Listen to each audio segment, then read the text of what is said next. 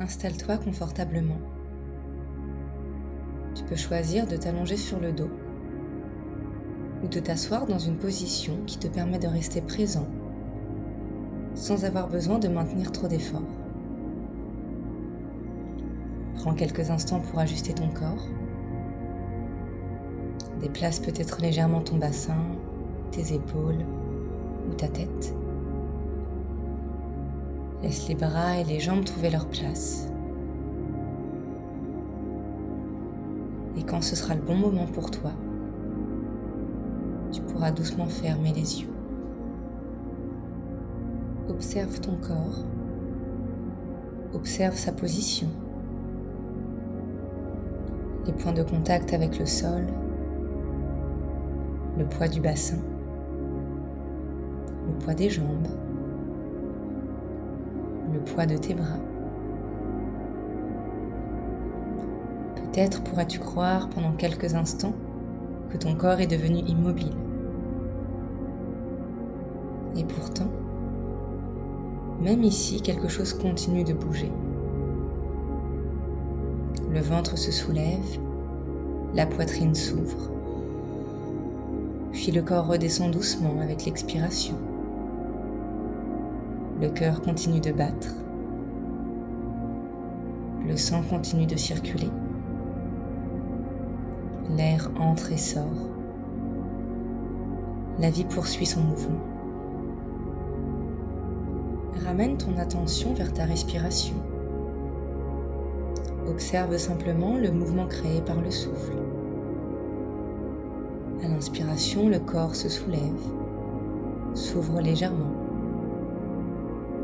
À l'expiration, il se dépose et s'ancre profondément. Inspire, expire. Une nouvelle fois, inspire, crée de la place dans ton corps. Et expire, laisse le s'ancrer davantage. Répète ça à plusieurs reprises et sens l'espace que tu crées à l'inspiration et l'ancrage que tu t'offres à l'expiration. Tu peux peut-être poser une main sur le ventre et une autre sur ta poitrine.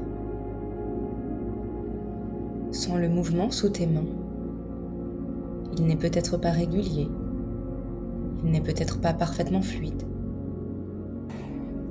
Une respiration peut être profonde, la suivante plus discrète. Une inspiration peut venir facilement, une autre peut sembler plus hésitante.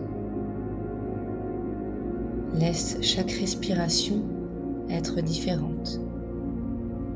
Le mouvement n'a pas besoin de se répéter à l'identique pour continuer d'exister.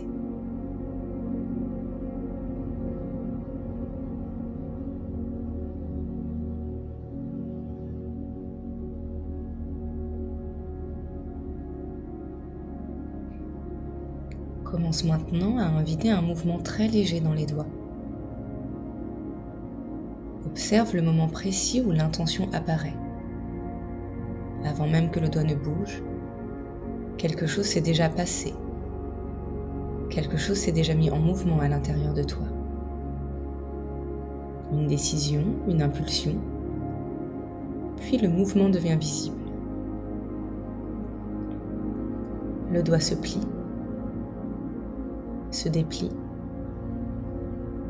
Peut-être que tu peux faire la même chose avec tes orteils.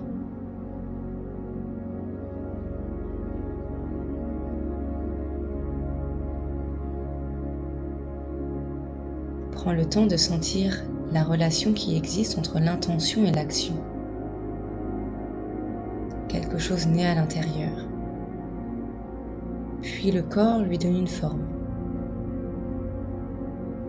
Nous pensons parfois que le mouvement commence lorsque nous pouvons le voir.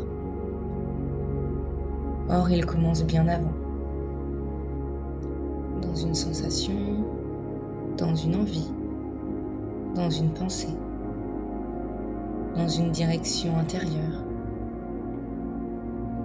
Le mouvement peut prendre naissance à tous ces endroits. Laisse maintenant ton corps retrouver son immobilité. Observe les traces laissées par ces petits mouvements. Une sensation dans les mains, des picotements dans les pieds, une impression de chaleur ou de circulation. Le mouvement s'est arrêté extérieurement, mais ses effets continuent de se propager à l'intérieur.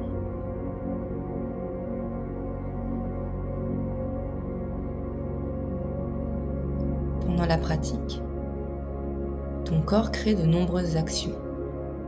Certains muscles se sont engagés, d'autres se sont étirés. Les articulations se sont pliées, ouvertes, tournées. Le corps a poussé contre le sol, il s'est levé. Il s'est rapproché de lui-même, puis il s'est déployé. Le mouvement était alors une action du corps, une manière d'entrer dans une posture, de la quitter, de créer une forme, de développer de la force, de chercher davantage d'espace. Mais le mouvement n'est pas seulement l'action d'un muscle ou d'une articulation. Le mouvement est aussi un déplacement, passer d'un endroit à un autre, d'un état à un autre, quitter une posture, traverser un espace, puis arriver ailleurs, prendre une émotion, la laisser nous traverser, puis s'en aller et passer à une autre. Repense à une transition de ta pratique, peut-être le passage d'une posture vers une autre, le moment où la première forme commence à disparaître et où la suivante n'existe pas encore complètement. Pendant quelques secondes, tu n'es plus réellement dans la posture précédente, mais tu n'es pas encore dans la suivante. Tu es dans le mouvement. Nous accordons souvent beaucoup d'importance aux endroits où nous arrivons, à la posture, à la destination, au résultat. Mais une grande partie de notre expérience se trouve dans les passages, dans ces instants où nous changeons d'appui, où nous cherchons notre équilibre, dans ces moments où nous ne savons pas encore exactement comment nous allons arriver. Le déplacement ne consiste pas seulement à quitter un endroit pour rejoindre un autre. Il nous demande aussi d'accepter de ne plus être tout à fait là où nous étions, d'accepter l'entre-deux, d'accepter parfois de ne pas encore savoir. Observe ce que ces mots viennent mettre en mouvement à l'intérieur de toi. Peut-être une pensée, une image, un souvenir ou une émotion. Il n'est pas nécessaire de la retenir. Observe simplement son apparition, puis son évolution. Une pensée arrive, elle occupe l'espace pendant quelques instants, puis une autre apparaît. Une sensation devient plus présente, puis elle s'atténue. Une émotion peut monter, se transformer, puis laisser place à autre chose. Ton monde intérieur est lui aussi en mouvement, même lorsque ton corps ne bouge plus, même lorsque tu ne fais rien. Quelque chose en toi continue de se déplacer, de se transformer, de s'organiser, de disparaître, puis de recommencer. Peut-être peux-tu observer cette réalité sans chercher à l'interrompre. Tu n'as pas besoin d'arrêter tes pensées. Tu n'as pas besoin de fixer tes sensations. Tu n'as pas besoin de conserver ce qui est agréable, ni de le faire disparaître immédiatement s'il ne l'est pas. Tu peux observer le mouvement, ce qui arrive, ce qui reste un instant, puis ce qui repart.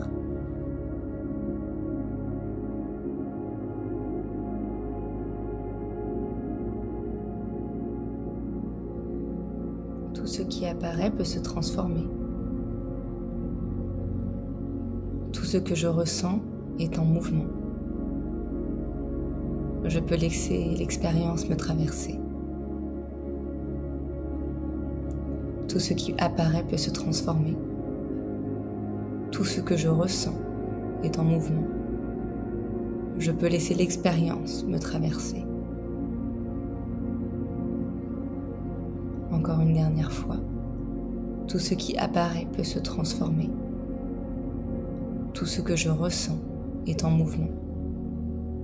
Je peux laisser l'expérience me traverser.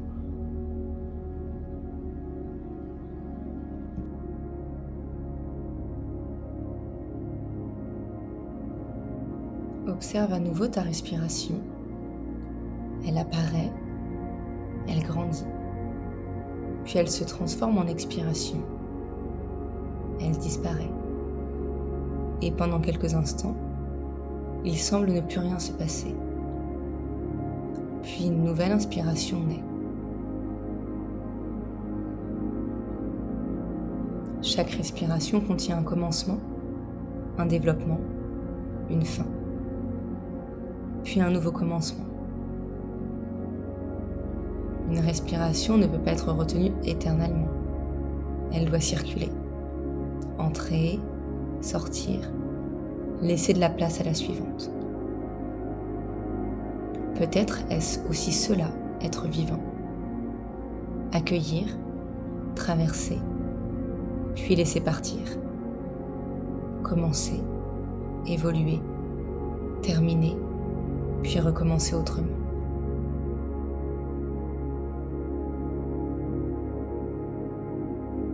Le corps évolue, les besoins changent, les pensées se transforment, les directions deviennent plus claires. Puis elles peuvent, elles aussi, être questionnées. Le mouvement ne signifie pas nécessairement aller vite. Il ne signifie pas toujours avancer en ligne droite. Parfois, le mouvement est presque invisible. Une prise de conscience, une respiration un peu plus libre, une résistance qui commence à s'adoucir, une décision qui n'est pas encore devenue une action.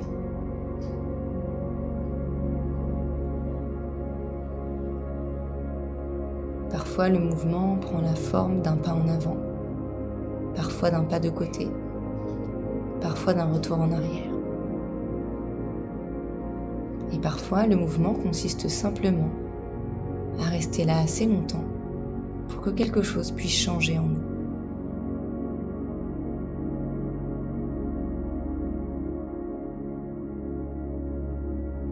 Médite quelque temps sur les questions suivantes.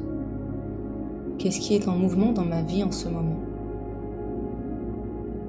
Qu'est-ce qui cherche peut-être à évoluer? À quel mouvement est-ce que je résiste encore? Je répète. Qu'est-ce qui est en mouvement dans ma vie en ce moment? Qu'est-ce qui cherche peut-être à évoluer?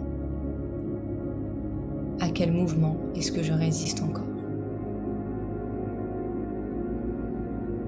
Tu n'as pas besoin de chercher immédiatement une réponse.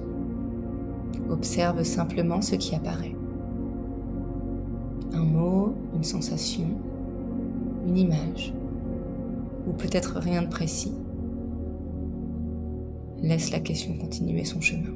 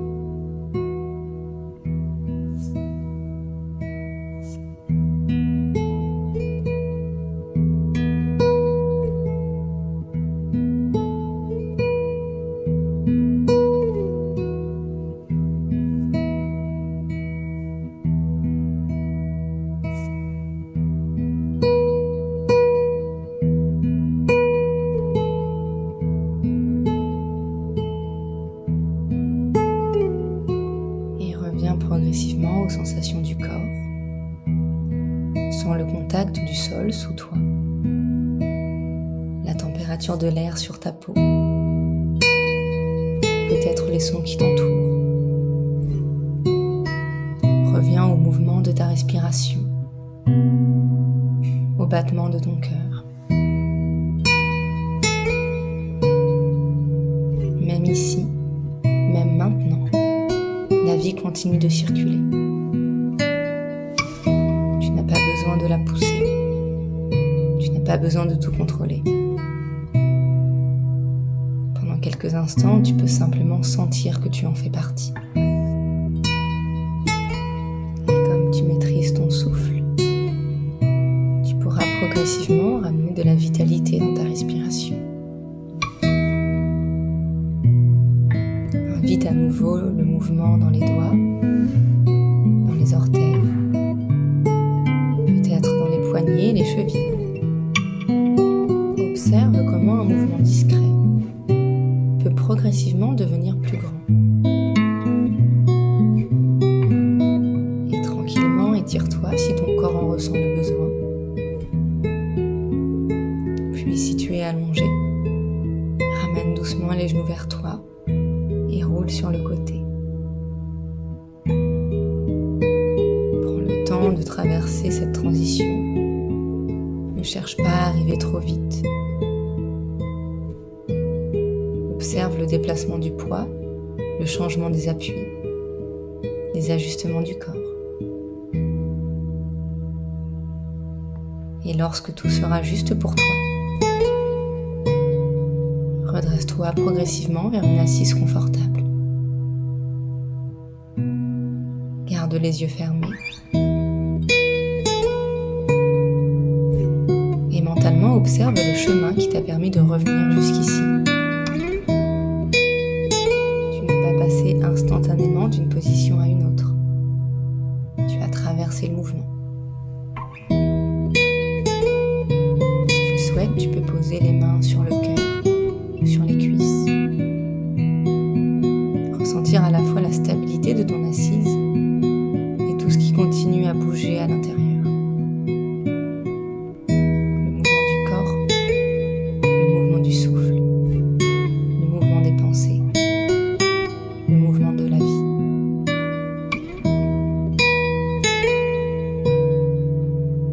Le mouvement n'est pas seulement ce que tu fais. Il est ce que tu traverses, il est ce qui te transforme. Il est la manière dont la vie continue de se manifester en toi.